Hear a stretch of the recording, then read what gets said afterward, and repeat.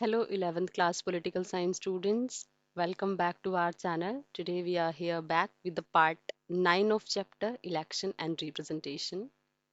In last class, we have discussed functions of the Election Commission of our country and its position also.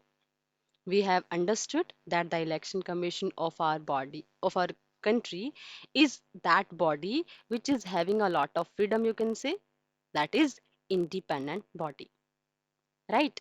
So on the behalf of all those readings which we have done, which we have discussed in last class, here are some questions from you.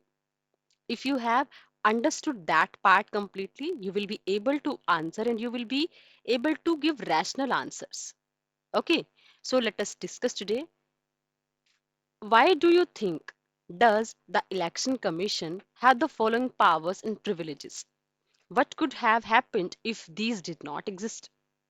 अब आपसे पूछा गया है कि हमारी country के election commission की ना कुछ स्पेसिफिक पावर्स हैं, प्रिविलेजेस हैं, और क्या होता अगर ये पावर्स या प्रिविलेजेस एग्जिस्ट नहीं करते तो the commission can issue order to government employ engaged in any election related duty. हमने पढ़ा था ना, वो ट्रांसफर करवा भी सकता है, रोक भी सकता है. अगर ऐसा ना हो कि उसके पास ऑर्डर इशू करने की रिस्पॉन्सिबिलिटी ना हो, राइट, तो इसका क्या इम्पैक्ट पड़ता है? तो अब देखो क्या होगा. Every person will be doing work according to their already assign duty, जो उनके पास स्टेट गवर्नमेंट ने, सेंट्रल गवर्नमेंट ने उनको साइन कर रखी है. बट प्रॉब्लम क्या होगी कि इलेक्शन कमीशन के बारे में हमने स्टडी किया, इट इज 3 मेंबर बॉडी.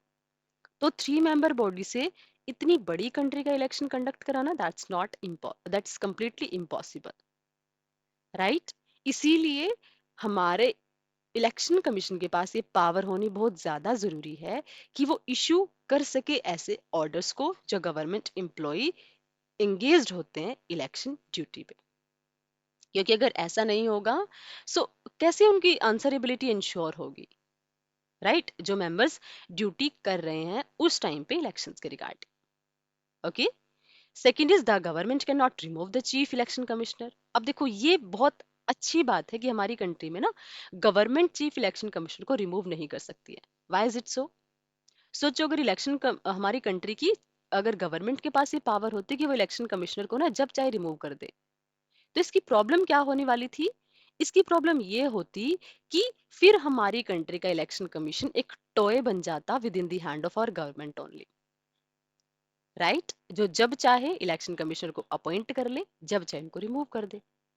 इसका डायरेक्टली इम्पैक्ट क्या पड़ता कि जो हमारी ट्रांसपेरेंसी होती है ना इलेक्शन कमीशन के रिगार्डिंग, जो हमारी ये श्योरिटी है that election commission will work in a free, fair and transparent manner, वो कहीं ना कहीं प्रॉब्लम में आ जाती, राइट. और ये कहीं ना कहीं ओवर कंट्रोल हो जाता हमारी कंट्री की एग्जीक्यूटिव का एक कॉन्स्टिट्यूशनल बॉडी के ऊपर, right.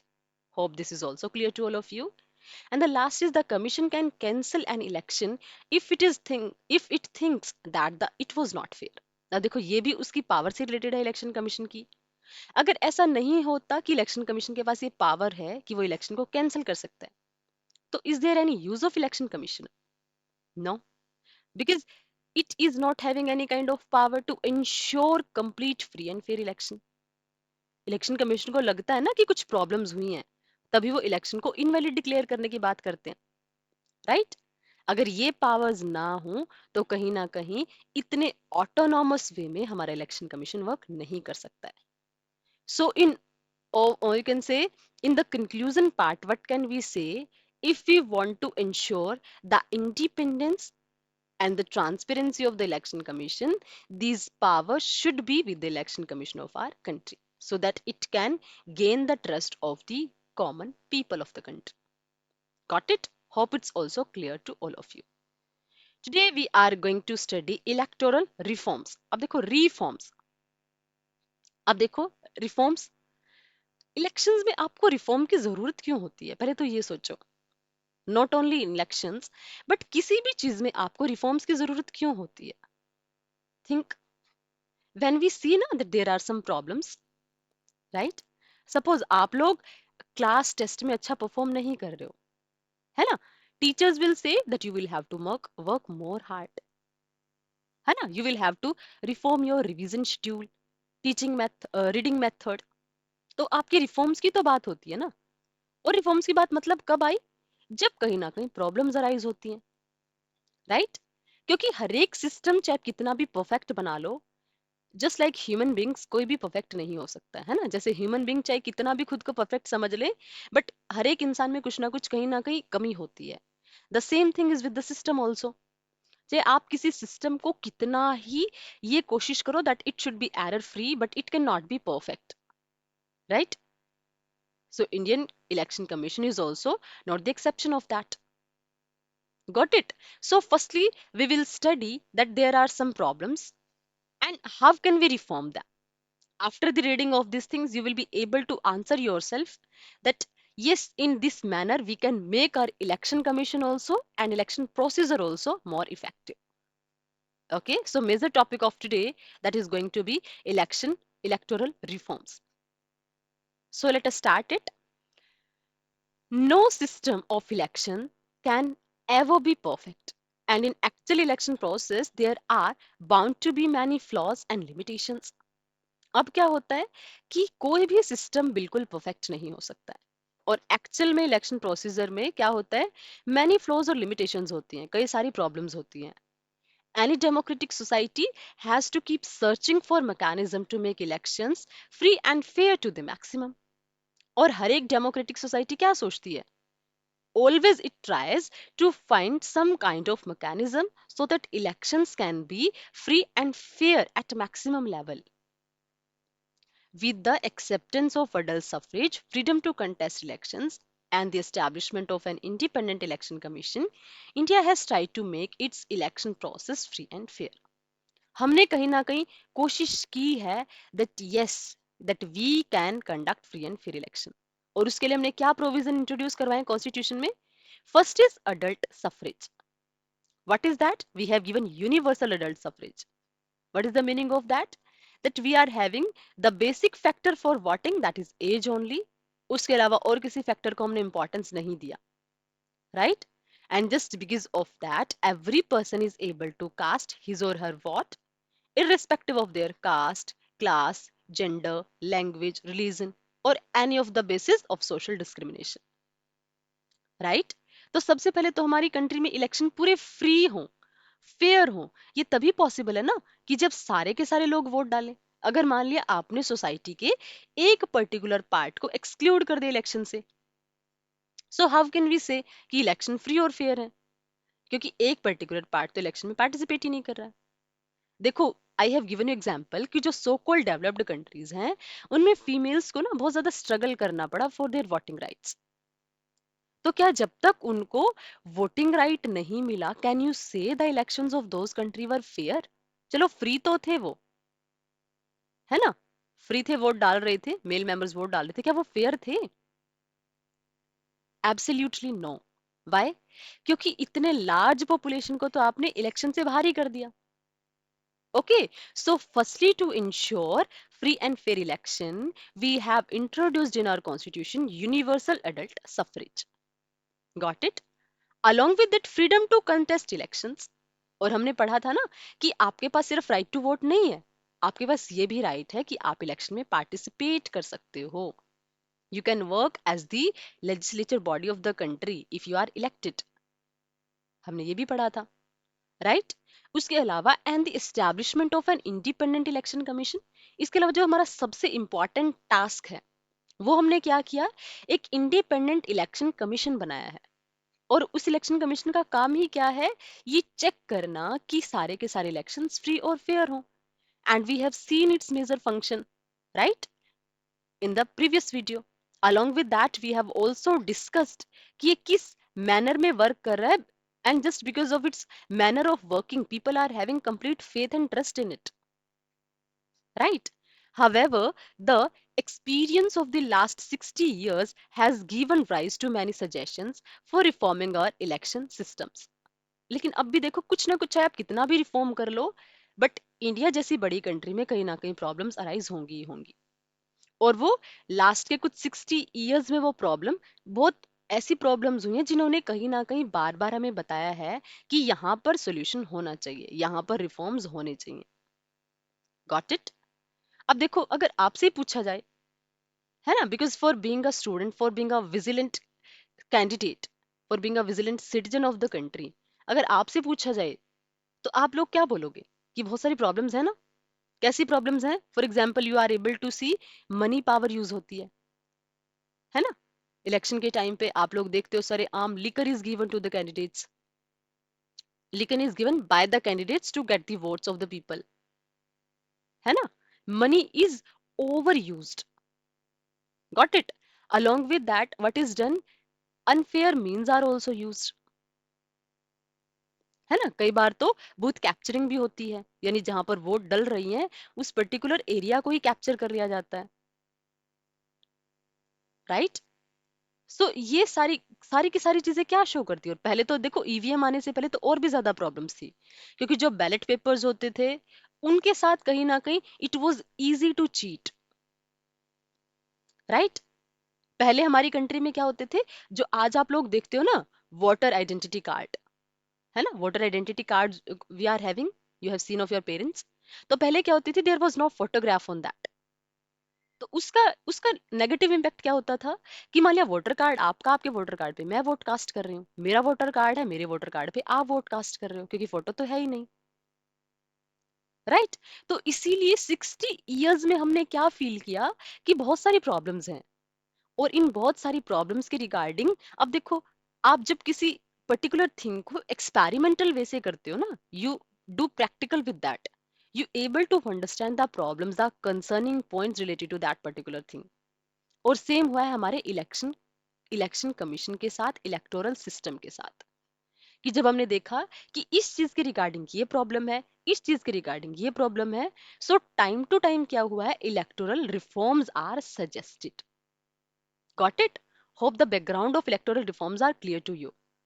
Okay, the election commission, political parties, various independent groups, and many scholars have become have come up with the proposals for electoral reforms. और इलेक्शन कमीशन भी, पॉलिटिकल पार्टीज भी, अब देखो political parties भी reform करती हैं। चलो election commission तो है ही कंप्लीट इलेक्शन के लिए, but political parties also suggest reforms. In last class I told you कि in the time period of Prime Minister Rajiv Gandhi, what we have done, we have amended right to vote, specifically age for that. We have reduced it, right? Initially it was 21 years, and after that we have reduced it to 18. मतलब political parties also give suggestions for the changes, for the reforms. Various independent groups, अब कई सारे independent groups भी होते हैं जो work करते हैं, and many scholars have come up with the proposal for electoral reforms. अब बहुत सारे स्कॉलर्स भी हैं, क्योंकि कुछ लोग ऐसे होते हैं जिनका वर्क होता है स्टडी करना, रियलिटी शो करना, they are also working to make our election system more effective. So some of these suggestions are about changing the constitutional provisions discussed in this chapter. अब कुछ जो सजेशंस हैं वो उससे रिलेटेड कुछ चीजें आपको जिस चैप्टर में गिवन है वो क्या है। Our system of election should be changed from the FPTP to some variant of the PR system. अब देखो कुछ लोग क्या बोलते हैं कि जो हमारा सिस्टम है ना, FPTP सिस्टम, आप उसको चेंज कर दो, और चेंज किसमें कर दो, PR सिस्टम में, प्रोपोर्शनल रिप्रेजेंटेशन। अब देखो इसका बेनिफिट क्या होने वाला है, this would ensure that parties get seats as far as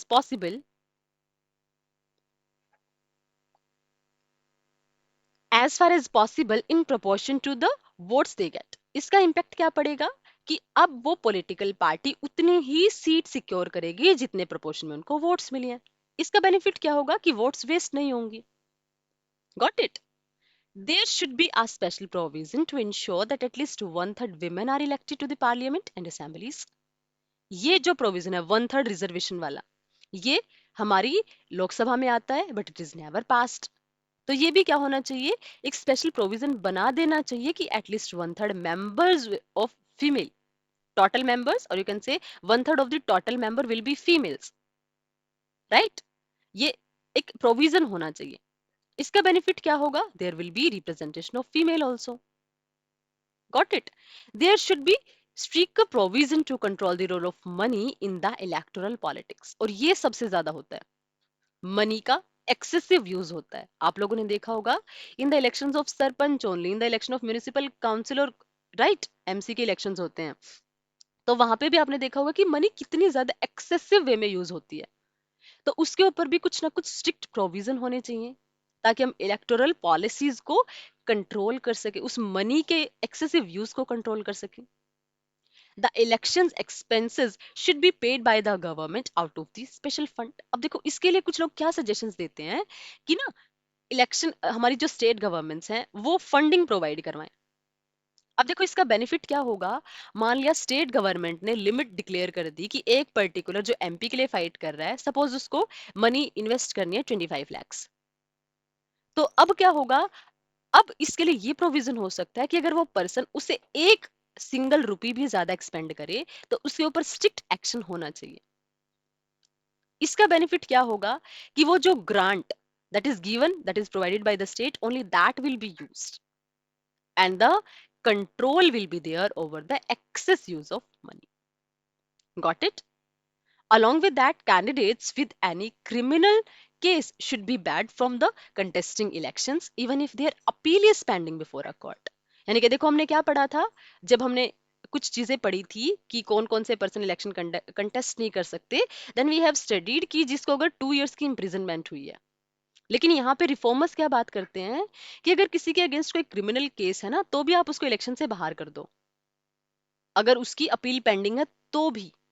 मतलब देखो इसका बेनिफिट क्या होगा, only those people who are having a clear character, है ना, without any kind of criminal record, they will be able to get involve in the politics of the country, है ना। Criminal ministers नहीं बनेंगे हमारी country के, that will be the positive impact of this thing. Got it? After that there should be complete ban on the use of caste religion appeal in the campaign. आप लोगों ने देखा होगा ना, सबसे ज्यादा वोट तो इसी के नाम पे दी जाती हैं कि हम आपकी कास्ट से बिलोंग करते हैं, हम आपके रिलीजन से बिलोंग करते हैं। तो ऐसा होना चाहिए, अगर कोई पर्सन कास्ट के नाम पे, रिलीजन के नाम पे वोट मांग रहा है तो उसको कंप्लीटली बैन कर दो। And how can we do it? If any party, if any candidate is doing it, so we can cancel his और हर कैंडिडेट फॉर्म, राइट। हम उसका वही पूरा का पूरा बायोडाटा कैंसिल कर सकते हैं, so that in future the people can not think about the using of caste and religion as a tool to attract the voters, right? Along with that, there should be a law to regulate the functioning of political parties and to ensure that they function in a transparent and democratic manner. इसके अलावा कुछ rules regulations ऐसे भी होने चाहिए जो political parties की transparency और डेमोक्रेटिक मैनर को शो करे। ओके, यानी पार्टी के अंदर भी डेमोक्रेसी और ट्रांसपेरेंसी होनी चाहिए, राइट? उसके अलावा these are but a few suggestions. There is no consensus about these suggestions. Even if there was a consensus, there are limits to what the laws and formal provisions can do. Free and fair elections can be held if the candidates, the parties in these involved in the election process agree to abide by the spirit of democracy, competition, democratic competition. अब देखो जो suggestions आपको दिए ना, ये very few हैं। मतलब there are few suggestions which we have studied. A lot efforts we can do towards the attainment of complete democracy, real democracy. और उसके लिए सबसे ज्यादा इंपॉर्टेंट है, सबसे ज्यादा जो इंपॉर्टेंट है, that is the role of our political parties. क्योंकि अगर पॉलिटिकल पार्टीज इस चीज पर एग्री हो जाएं कि हम डेमोक्रेटिक वे में कंपटीशन करेंगे, तो ये सारे के सारे रिफॉर्म्स के लिए डिमांड करने की जरूरत ही नहीं पड़ेगी। Every person will be answerable to the democracy of the country. Got it? और फिर हमें ना तो रिफॉर्म्स की डिमांड की जरूरत पड़ेगी और ना ही इलेक्शन कमीशन को इतने ज्यादा एक्शंस लेने की रिक्वायरमेंट होगी। सो if we want to really change the political system, really change the election system of our country, the major contribution can be of the political parties. Apart from legal reforms, there are two other ways of ensuring that election reflect the expectation and democratic aspiration of the people. अब ये दो methods कौन से हैं? One is of course the people themselves, यानी कि लोगों को अवेयर होना पड़ेगा। अगर आप लोग भी कहीं ना कहीं इसी चीज से अफेक्ट होकर वोट करोगे कि मेरी कास्ट का, रिलीजन का है, so democracy will never be able to work. So the vigilance of the citizens is very much required कि आप कितने अवेयर हो. Okay, along with that, more active involved in political actions, but there are limits to the extent to which the ordinary people can engage in politics on a regular basis. Therefore, it is necessary that various political institution and voluntary organization. अब देखो first तो क्या होना चाहिए, पहले तो क्या होना चाहिए कि आपके सिटीजन्स अवेयर होने चाहिए, और दूसरे क्या होने चाहिए, दूसरे ये होना चाहिए कि जो हमारे इंस्टीट्यूशंस हैं, वॉलेंट्री इंस्टीट्यूशंस हैं, वो डेवलप होने चाहिए, and they should work as the watchdog for ensuring free and fair elections. Right अगर ऐसा कुछ किया जाए कि सिटीजन्स भी अवेयर हैं, और कुछ ऐसे ऑर्गेनाइजेशंस हैं, इंस्टीट्यूशंस हैं, वो जो डेवलप किए जाएं कि जो वॉचडॉग की तरह वर्क करे हमारे पूरी की पूरी इलेक्शन प्रोसीजर पे. So we will be able to frame that kind of democracy that will create the example in history. Then if we are able to apply these both things, na, we will be able to present an example in front of the world that yes, there is a country in the world in which elections are held in a very unique manner. So this was the last video of the chapter. I hope the chapter is completely clear to you. Chapter is quite interesting also because you are able to understand all of the real position of our country, right? And I hope it is completely clear to all of you. You are able to explain everything which is related to the chapter. Okay, in next part we will do its NCRT solution. If you are having any kind of doubt, you can ask your doubts in comment section. Till then, keep learning, keep revising, stay connected. Thank you. Thanks a lot.